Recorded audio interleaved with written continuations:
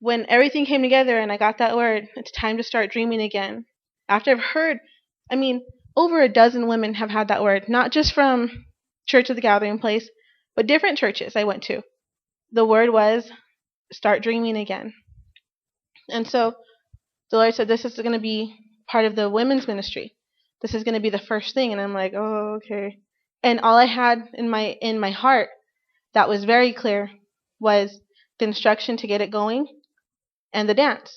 And so I had asked Shyla, and she's like, okay. And Annalisa was there every time she would practice. And they were doing it, and we'd pray, and I'd pray all the time about it with them. And Annalisa just kind of took off with it. And she would do it. Well, I don't really know what I'm doing. But there was something about when she would do it, the innocence behind it, what drove it was there. That unrestrained child dreaming, that unrestrained child just going for it.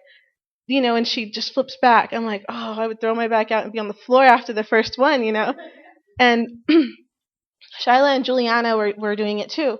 And everything was right. But Annalisa had that innocence.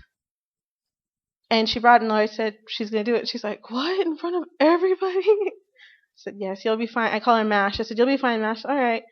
Okay. But you know what? She has a heart to please God. And because it was instruction from God, it wasn't a question about who was going to be in front of her. It wasn't a question about, it's going to be on YouTube. She didn't know. But it was, her heart was to please the Father. There wasn't I'm so embarrassed. I'm going to look like this. I'm going to look like that. No, it was, oh, God said it. Okay, fine. No question behind it. And that's where we dream from. We dream from the place of no questions. We dream from the place of no restrictions. Let me get my notes. And my Bible.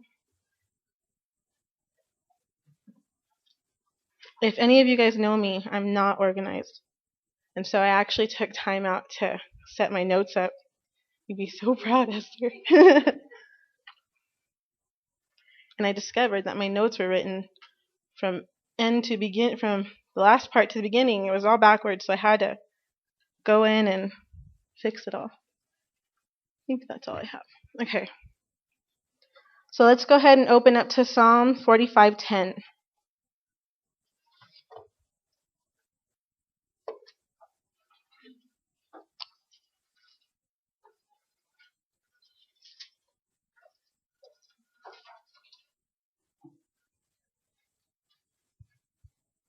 And I'm only going to read the first half. And I'm going to read it from the New King James, and then I'm going to read it from the Message. So New King James says, listen, O daughter, consider and incline your ear. And I'm going to stop there. And then the Message says, now listen, daughter, don't miss a word. So I'm going to take you guys back to when we were little girls. Part of the dream state that we lived in was we were constantly inclining our ear. We were constantly listening. The dreams that we would have included, all of us, I don't know, most of us would play dress up, and we'd put on, the pretty white thing that we knew that was what we were going to wear when we got married. And we'd put on a pillowcase or whatever you guys use. Some of us had the little actual dress up things. I didn't. But we would put that on. I had my mom's stuff. And we were going to get married in that. We would play husband and wife, but we didn't have the husband there. So we were all just there at work. And at least that's what we did.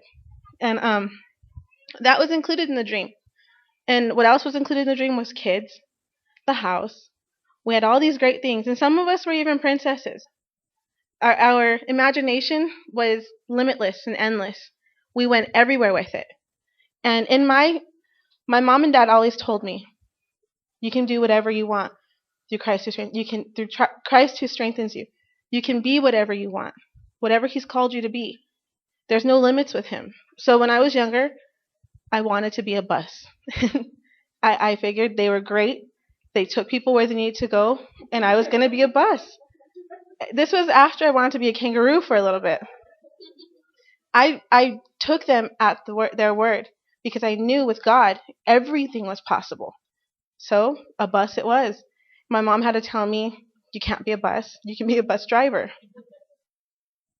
Bad joke. You can be a bus driver.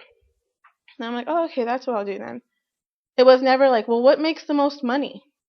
It was from a child. It was just straight from the heart. This is what I wanted to do. I wanted to be with people. Then it turned into a veterinarian. Then I found out you had to put animals down. I was not okay with that. That was a short-lived dream.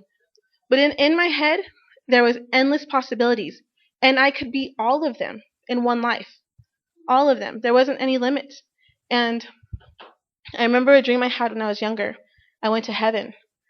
And I was on a boat, this huge boat. And my mom actually recorded it. But I knew that I knew that I knew it was heaven. And it was so matter of fact, I just told her about it.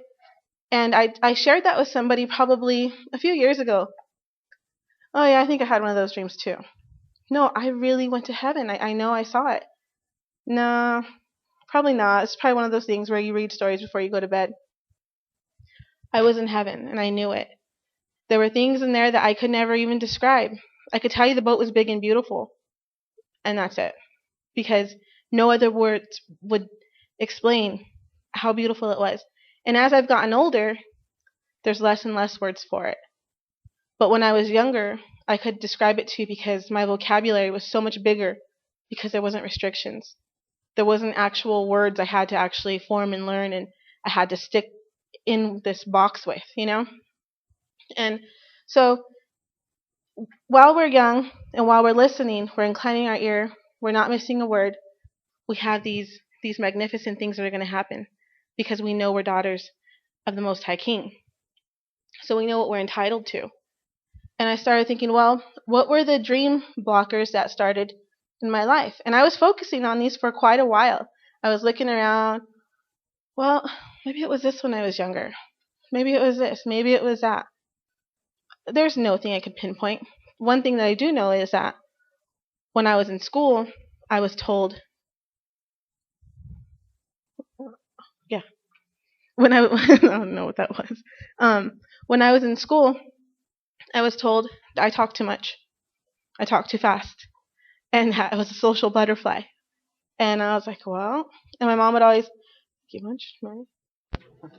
My mom, and if you guys at any point get thirsty, just remember, get their attention.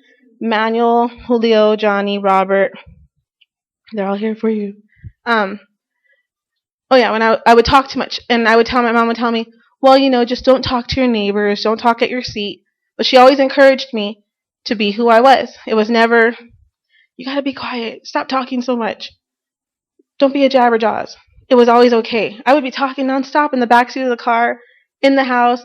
After church, I remember coming home, and I was a child in the 80s, and I would wear these dresses that she'd put on me for church, and the slips that we had, they were like wearing like a tank top and like big skirts underneath. So I'm like, couldn't wait to get home and take off my dress and jump on her bed in my slip, and I'd be singing all kinds of songs and stuff.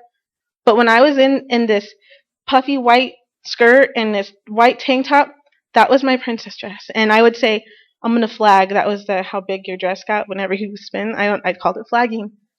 But that was allowed. Not like I was so unruly she could get off the bed, but that's where I would begin. And I knew that my place was to be free. My place wasn't sit down, be quiet, do this, do that. But a lot of limitations began in school. A lot of the limitations began when kids started to tell you, you're not a bus, you're not a kangaroo. Different things that get planted in our head. You can't be a princess, it's just a fairy tale, it's fake. Well, these stories that we hear become such a staple in our lives. And when we're told over and over that we can't get this, it begins to disappoint. It begins to break our hearts. And we don't know that it's slowly, slowly, slowly hardening. And we're becoming callous to the dream that was part of who we are. I'm going to go ahead and define disappointment for you guys.